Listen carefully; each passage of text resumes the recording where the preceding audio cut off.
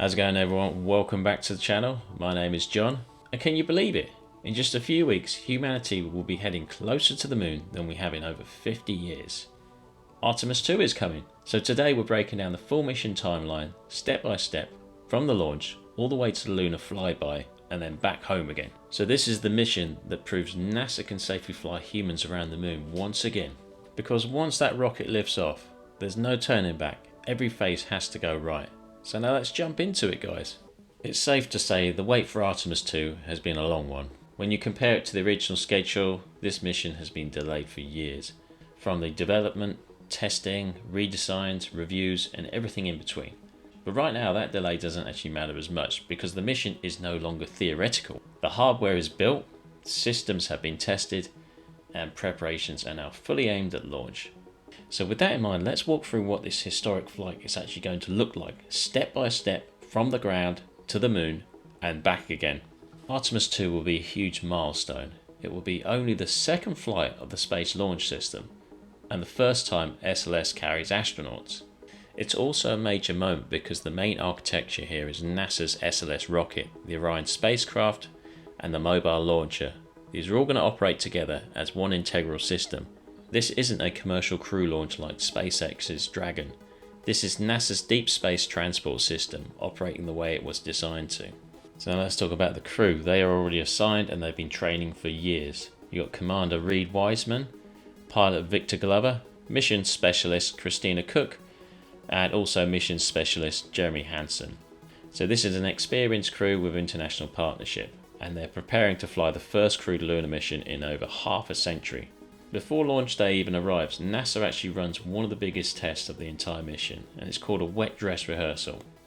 They will do a full simulation of loading the propellants, running the countdown, and verifying the timeline.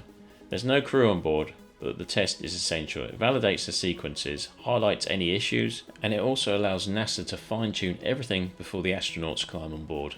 Now the official countdown for Artemis II actually starts, and that's about 2 days before the launch. Once the crew completes quarantine, they get transported to the Kennedy Space Center at around T-minus 49 hours. And from that moment, it's basically the final preparation phase. Engineers are checking absolutely everything.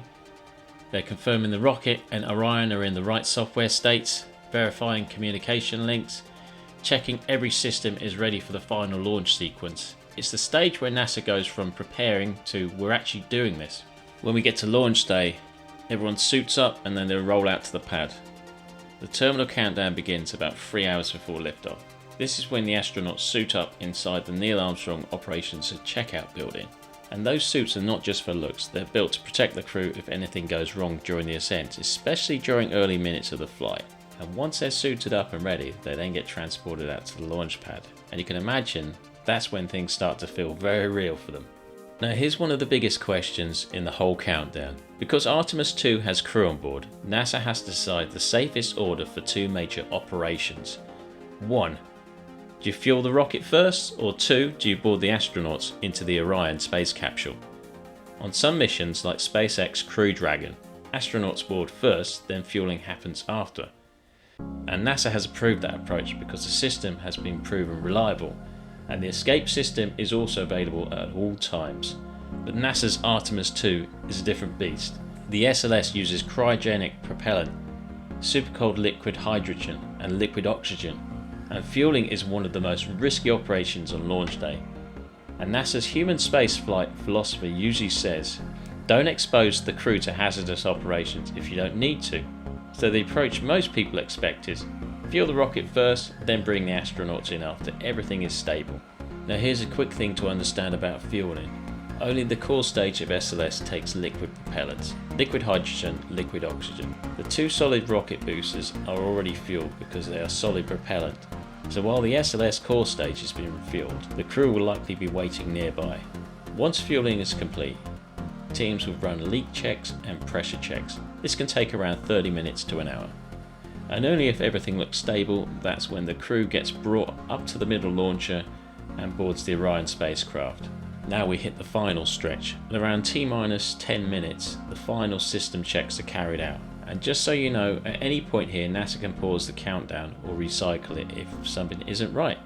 And then at about T-minus 33 seconds, final approval is expected and control of the rocket gets handed over to the SLS autonomous flight system. And then at T-minus 10 seconds, engine ignition begins, then moments later, liftoff.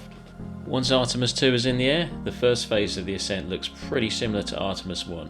At about T plus 1 minute and 10 seconds, the rocket passes through max Q. That's the point of maximum aerodynamic pressure, basically the moment where the rocket is getting hit with the strongest stresses from the atmosphere.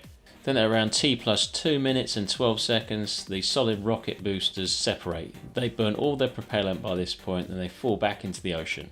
And unlike the space shuttle era, those boosters are not recovered. At about T plus 3 minutes and 11 seconds, the service module fairing is then jettisoned. And shortly after that, the launch abort system is also discarded, because once Orion is safely out of the lower thick atmosphere, it's no longer needed. Then at around T plus 8 minutes and 3 seconds, the SLS core stage shuts down. This moment is called main engine cutoff, or MECO. The core stage separates from the upper stage, the ICPS, which stands for Interim Cryogenic Propulsion Stage. After separation, the core stage re-enters Earth's atmosphere and falls into the ocean. Now we get into the Earth orbit phase, or perigee raise burn. At around T plus 52 minutes and 56 seconds, the ICPS performs the perigee raise burn. It's a short burn, roughly 22 seconds, and it raises Orion's orbit around Earth. Next we have the 24-hour crew checkout. This is a major difference from Artemis I. Now this is where Artemis II becomes very different from the Artemis I mission. Instead of immediately sending Orion to the moon, the ICPS performs an apogee raise burn, and this is on the opposite side of the Earth. That puts Orion into a high Earth orbit, and the reason is simple. NASA wants a 24-hour checkout period with a crew on board to make sure everything is behaving exactly how it should before committing to the moon. So next we get onto the proximity operations demo. During this early phase, Orion performs something called a proximity operations demonstration. This test actually checks Orion's ability to maneuver in space and gives the crew a chance to test the handling and manual flight. It lasts around 2 hours and it's actually useful for future missions where rendezvous and precise maneuvering could matter. After that, the ICPS separates from the Orion. The ICPS later re-enters Earth's atmosphere and burns up, and from that moment onward, Orion is operating independently.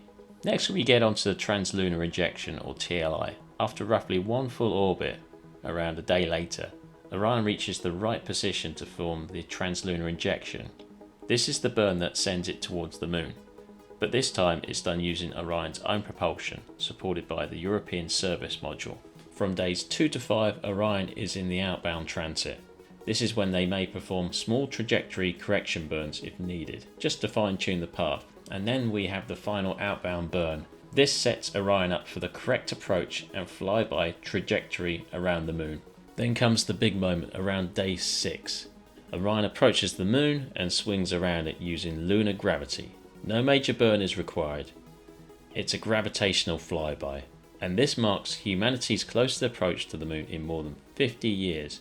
Orion is expected to pass roughly 7,400 to 10,000 kilometers above the lunar surface. So what the crew will do during the flyby? They're going to capture photos of the moon and Earth together, and it's likely going to be some of the best imagery ever returned from a crewed lunar mission. Obviously, the cameras are a lot more powerful since the Apollo missions. It's not just about the photos. This mission is a full deep space systems test. NASA's going to be evaluating Orion's life support systems, the navigation and communication, crew operations in space, and especially the heat shield, because during Artemis I, Orion's heat shield had an unexpected wear, and NASA will be watching that very closely this time.